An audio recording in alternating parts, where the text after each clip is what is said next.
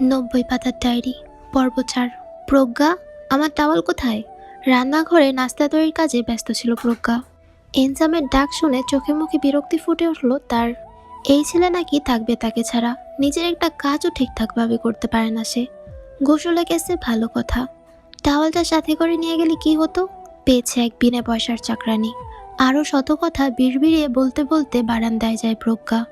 এনজামের টাওয়ালটা নিয়ে এসে বাথরুমের দরজা থাকে বলে, এই যে নাও, আজই শেষ কিন্তু, এরপর তোমার আর কোনো কাজ আমি। কথা শেষ করা হলো না তার। হুট করে দরজা খুলে হাতের কবজি ধরে এক টানে তাকে ভিতরে নিয়ে গেল এনজাম। হঠাৎ চমকে ওঠায় টাল সামলাতে না পেরে তার কাঁধ চেপে ধরে প্রজ্ঞা। ধীরে ধীরে চোখ খোলা মাত্র এনজামের দুষ্ট মিষ্টি ভাব হাসি দেখে কড়া চোখে তাকায়। ফোঁস করে বলে, এসব কি হচ্ছে, ছাড়ো আমাকে। এনজাম বিপরীতে বেশ অবাক হবার ভান ধরল। দুহাতে শক্ত করে তার কোমর জড়িয়ে ধরে বলল, কেন ছাড়বো? রাতে যে ছাড়তে বললাম তখন ছেড়েছিলে? প্রজ্ঞা বড় বড় চোখে তাকিয়ে শুধায়, একটা চুমু খেয়েছি জাস্ট, এভাবে বলার কি আছে? আর এটা তোমার গিফট ছিল, পাস্তা ভালো বানাও তাই। গিফট তো আমি চাইনি ডিয়ার, ওটা এক্সট্রা ছিল, শোধ করে দেওয়া উচিত না? বিপরীতে প্রজ্ঞাকে কিছুটি বলার সুযোগ দিল না এনজাম। এক হাত কোমরে অন্য হাতটা গালে রেখে নিজের পুরুষালী ঠোঁটের মাঝে আবদ্ধ করল তার নরম কোমল অধর যুগল। একরাশ অনুভূতির সংমিশ্রণে গভীর হলো তার স্পর্শ। হাত দুটো আলগা হয়ে এলো ধীরে ধীরে। এমনই সময় এক ধাক্কায় তাকে সরিয়ে দিল প্রজ্ঞা। ঠোঁট মুখ কুঁচকে হাতের পিঠে ঠোঁট মুছে বলল, এই তুমি ব্রাশ করোনি নাকি? কি বিশ্রী টেস্ট, ছি। মাউথ ওয়াশ দিয়ে কুলি করো আগে যাও। এনজাম কোমরে হাত রেখে অসন্তুষ্ট চোখে তাকিয়ে বলে, কি লেভেলের আনরোমান্টিক! এমন রসকসহীন একটা মেয়েকে আমি কি দেখে পছন্দ করেছিলাম বলো তো? প্রজ্ঞা কিছুটা ভাব দেখিয়ে বলে, অবশ্যই আমার রূপ। এনজাম নাক সিটকে বলে, গোল্লায় যাক তোমার রূপ, একবার ডিভোর্সটা পেতে দাও, তারপর দেখবে কত রোমান্টিক একটা মেয়েকে বিয়ে করি। সেম টু ইউ, বিয়েতে ইনভিটেশনও দিব তোমাকে, এসে গিলে যেও। বলেই হনহনিয়ে বাথরুম থেকে বেরিয়ে যায় প্রজ্ঞা। কত কাজ তার এখন, নাস্তা বানানো, ঘর গোছানো, এনজামকে বিদায় দিয়ে আবার প্রণয়কে তৈরি করা, তাকে স্কুলে দিয়ে আসা, তারপর রান্না করা। এগুলো ছেলে মানুষ চোখে দেখে কখনো? রোজকার ন্যায় রাত 9টায় বাড়ি ফিরল প্রজ্ঞা। রুটিন অনুযায়ী আজ ছেলেকে পড়ানোর দায়িত্ব তার। এনজাম বিছানায় বসেই ল্যাপটপে কাজ করছিল কিছু। মা তার ফাঁকিবাজ ছেলেকে অনেক বুঝিয়ে শুনিয়ে পড়তে বসালো। আদর্শলিপি বইটা খুলে তার মুখে মুখে পড়ালো। বলো শরিয়তে অজগর, শরিয়াতে আম, রসইতে ইলিশ। এনজাম হুট করেই ল্যাপটপের স্ক্রিনে ওয়েবসাইটের বদলে দেখতে পেল কিছু পুরনো দৃশ্য। কম করে হলেও 6 বছর আগের কথা। ছোট্ট প্রণয় তখন সবে গুটি গুটি পায়ে হাঁটতে শিখেছে। সারা বাড়িতে তার পদচারণ, একদণ্ড বিছানায় বসিয়ে রাখা যায় না। নিজের পড়াশোনা, অফিস সবকিছুর চাপে সেবার বউ বাচ্চার কাছে যেতে বেশ দেরি হয়েছিল এনজামের। সেই কারণবশত প্রজ্ঞা তার উপরে বেজায় চটে আছে, কিন্তু সে কি করবে? এই দুজন মানুষকে নিজের কাছে নিয়ে আসার জন্যই তো তার এত পরিশ্রম। প্রজ্ঞা মুখ ফুলিয়ে বসেছিল পড়ার টেবিলে। অনার্স 2য় বর্ষে পরীক্ষা চলছে তার। যদিও মাঝে 4 দিন বন্ধ আছে, তবুও বরকে দেখতে হবে, সেও ব্যস্ত। এনজাম তখন প্রণয়কে কোলে নিয়ে প্রজ্ঞার পাশে একটা চেয়ারে বসলো। ছেলেকে বসালো টেবিলের ওপর। আপন মনে বলল, বাবাই, তুমি পড়াশোনা করবে? চলো আমরা পড়ি কিছু। প্রণয় বেশ উৎসাহ নিয়ে ড্যাব ড্যাব করে তাকায়। এনজাম আর চোখে প্রজ্ঞার দিকে তাকিয়ে মুচকি হাসে। ধীরে ধীরে সুর টেনে বলে, পতে কি হয় বলো তো? প্রণয় নতুন পিপি ডাকা শিখেছে। সে কিছু না বুঝেই আধো আধো গলায় বলল, পি পি। এনজাম মাথা নাড়িয়ে বলে, পতে প্রজ্ঞা। প্রজ্ঞা ভ্রু কুচকে তাকায় তার পানে। এনজাম সেদিকে না তাকিয়ে এবার এক নাগাড়ে বলে, পতে প্রজ্ঞা, শরিয়াতে আমি, ততে তোমাকে। একটুখানি চোখ ঘুরিয়ে বলে, ভতে ভালোবাসি। প্রণয় এই একটা শব্দ চেনে। মা বাবা তাকে একসঙ্গে অনেকবার বলেছে, আমি তোমাকে ভালোবাসি। সে খুশি হয়ে হাততালি দিয়ে খিলখিল করে হেসে উঠল। এনজাম তার নাকে নাক ঘষে পুনরায় প্রজ্ঞার পানে চায়। অসহায় চোখে তাকিয়ে নিচু স্বরে বলে, সরি না, আমি কি ইচ্ছে করে দূরে থাকবো তোমার থেকে? বাচ্চা নাও তুমি, একটু বোঝার চেষ্টা করো, এভাবে রেগে থেকো না প্লিজ। প্রজ্ঞা চোখ নামিয়ে নেয় অশ্রু আড়ালের চেষ্টায়, তবে সফল হতে পারে না। ক্ষণিকের মাঝেই টপ টপ করে অশ্রুকণা গড়িয়ে পড়ে তার হাতের পিঠে। নাক টেনে ফুপিয়ে ওঠে নীরবে। মাকে ফোপাতে দেখে ছোট্ট প্রণয়ও ঠোঁট ফুলিয়ে নেয়। নাক টানে বার কয়েক। এনজাম পড়ে যায় মহাবিপদে। ছেলেকে নামিয়ে কোলে বসায় প্রথমে। প্রজ্ঞার মুখটা নিজের দিকে ঘুরিয়ে এনে বলে, দুজনে একসঙ্গে কাঁদলে আমি কাকে থামাবো বলো তো? তোমার এখন বাচ্চা সামলানোর বয়স, সেখানে নিজেই একটুতে কান্নাকাটি শুরু করে দাও। আমি একটুতে কাঁদি না, ছিপ কাঁদুনি নই আমি, জোর গলায় বলল প্রজ্ঞা।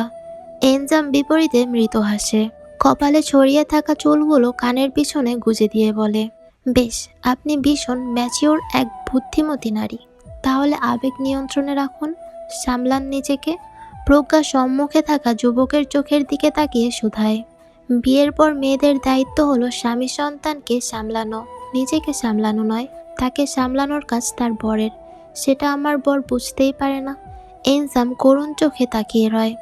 তা দেখেই সমস্ত রাগ পড়ে যায় প্রজ্ঞার। প্রণয় লেপ্টে ছিল বাবার বুকের সাথে। প্রজ্ঞাও তার পাশে নিজের জায়গা খুঁজে নেয়। ছেলের মাথায় হাত বুলিয়ে চোখ বুজে আকুল কণ্ঠে বলে, আমি থাকবো না এখানে। এনজাম খানিকক্ষণ চুপ করে থাকে। দুজন মানবী তখন একে অপরকে কাছে পাওয়ার তৃষ্ণায় তৃষ্ণার্ত। এই দূরত্বের ভার সইতে সইতে ক্লান্ত তারা। এনজাম পুরুষ মানুষ, তার দায়িত্ব বউকে সামলানো। এবারে সান্ত্বনা দেওয়ার পরিবর্তে সে বেশ উৎসাহ নিয়ে বলল, চলো পালিয়ে যাই। প্রজ্ঞা চোখ তুলে অসহায় দৃষ্টিতে তাকিয়ে বলে, আর কতবার? অতে অজগরটি আসছে তেরে। Very good. সরেয়াতে সরেয়াতে আতে। আটকে যায় প্রণয়। সেদিকে তাকিয়ে পুরনো চিন্তা হতে বেরিয়ে আসে এনজাম। ঠোঁটের কোণে মুচকি হাসি ধরে রেখে ল্যাপটপটা বন্ধ করে রাখে। ভাবতেই অবাক লাগে তার, একসঙ্গে থাকার জন্য যারা প্রতিক্ষণে তোড়পেছে, আজ তারাই কিনা একে অন্যকে নিয়ে বিরক্ত। বলো সরিয়াতে কি বাবা? মনে পড়ছে না তো মাম্মা, মন খারাপ করে বলে প্রণয়। এনজাম তখনই বিছানা থেকে উঠে এসে দাঁড়ায় তার পাশে। প্রজ্ঞার দিকে তাকিয়ে চোখের ইশারায় কিছু বুঝিয়ে ঝুঁকে আসে ছেলের দিকে।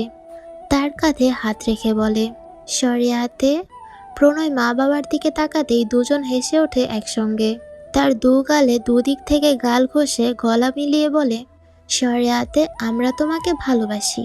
প্রণয় খুশি হয়ে দুজনের গালে চুমু খেয়ে হাত ছড়িয়ে বলে, আমিও তোমাদের অনেক ভালোবাসি। সঙ্গে সঙ্গে সে সুযোগ বুঝে নেমে যায় চেয়ার থেকে। ক্রমাগত মাথা নেড়ে অনুরোধের স্বরে বলে, আর পড়বো না মাম্মা, আমি টুচির সাথে খেলতে যাই। ও মা, কি পড়ছো তুমি? একটু আদর দিলেই বাদর হতে হবে? প্রজ্ঞা কড়া গলায় বললেও এনজাম ছেলের পক্ষেই রইল। তাকে অভয় দিয়ে বলল, যাও যাও, এইটুকু বয়সে এত পড়া করলে চলে নাকি? বাবাই যাও তো তুমি। প্রণয় উৎফুল্ল চিত্রে ছুটে যায় ফুপির বাসায়, তার ফুফাতো বোন টুসির সঙ্গে খেলতে। প্রজ্ঞা খুব একটা অভিযোগ করল না। ছেলের বই খাতা গুছিয়ে রেখে বেশ গভীর গলায় বলল, আই থিঙ্ক আমাদের এখন একটা সিরিয়াস বিষয় নিয়ে ভাবা উচিত। কি সিরিয়াস বিষয়? পাশের চেয়ারে বসে জিজ্ঞেস করে এনজাম। প্রজ্ঞা তার পানে চেয়ে শুধায়, বিষয়টা প্রণয়। ডিভোর্সের পর ও কার সঙ্গে থাকবে সেটা নিয়ে ভাবা উচিত। এনজাম টেবিল থেকে পেন্সিলটা তুলে দু আঙুলের মাঝে নিয়ে ঘোরাচ্ছিল। প্রজ্ঞার কথায় ভাবলেশহীন ভঙ্গিতে বলল, অবশ্যই আমার কাছে থাকবে। ইনপুট যখন আমি দিয়েছি, ডেটাও তো আমারই হলো। প্রজ্ঞা ভ্রুকুটি করে বলে, কিন্তু আউটপুট আমি দিয়েছি। তাতে কি? তাতে কি মানি? আমি আউটপুট না দিলে তোমার ইনপুটের কোনো দাম থাকতো নাকি? এনজাম এক পেশে হেসে বলে, আমি ইনপুট না দিলে তো তুমি আউটপুট দেওয়ার সুযোগই পেতে না, সো ডেটা আমার। প্রজ্ঞা বিস্মিত চোখে তাকিয়ে শুধায়, ও মা গো, ওরে বলদের ঘরে বলদ, আউটপুট ব্যতীত তুমি ডেটা পেতে কি করে? তুমি তো ইনপুট দিয়েই খালাস। 9 মাস প্রসেসিংয়ের পর ডেটা পেয়েছ, তো আমার মাধ্যমেই। ওরে বলদির ঘরে বলদি, ইনপুট ব্যতীত তুমি প্রসেসিং করতে কি করে? আসমান থেকে আসতো? তাই মেন ক্রেডিট আমার, ডেটাও আমার। 10% ক্রেডিট তোমার হলেও বাকি 90% আমার, তাই ডেটা আমার। বাবারে বাবা, কি ইনপুট আউটপুট লাগিয়েছিস তোরা, আর কিসের ডেটা? আন্নির গলার আওয়াজ পেয়ে দরজার দিকে তাকায় দুজন। আন্নি ভিতরে এসে ভ্রু কুঁচকে বলে, তোরা কি নিয়ে যে এত ঝগড়া করিস বুঝি না আমি। যাই হোক, ভাবি প্রণয়ের একটা জামা দাও তো, আইসক্রিম খেতে গিয়ে গেঞ্জিতে লেগে গেছে। প্রজ্ঞা উঠে দাঁড়িয়ে ওয়াশরুমের দিকে যেতে যেতে বলে, আইসক্রিম দিও না গো, ঠান্ডা লেগে আছে এমনিতেই। অল্প একটু দিয়েছি, চিন্তা করো না। প্রজ্ঞা একটা শার্ট এনে দিল আন্নির হাতে। সে শার্টটা নিয়ে বেরিয়ে গেল ঘর থেকে। পর মুহূর্তেই একে অপরের দিকে আর চোখে তাকায় দুজন। একসঙ্গে আঙুল উঁচিয়ে জোর গলায় বলে, ডেটা আমার। আসসালামু আলাইকুম এভরিওয়ান। গল্পটা কেমন লাগছে অবশ্যই কমেন্টে জানাবেন এবং লাইক, সাবস্ক্রাইব এবং ফলো করে পাশে থাকবেন। দেখা হচ্ছে পরবর্তী এপিসোডে। ততদিন পর্যন্ত সুস্থ থাকবেন, ভালো থাকবেন। আল্লাহ হাফেজ।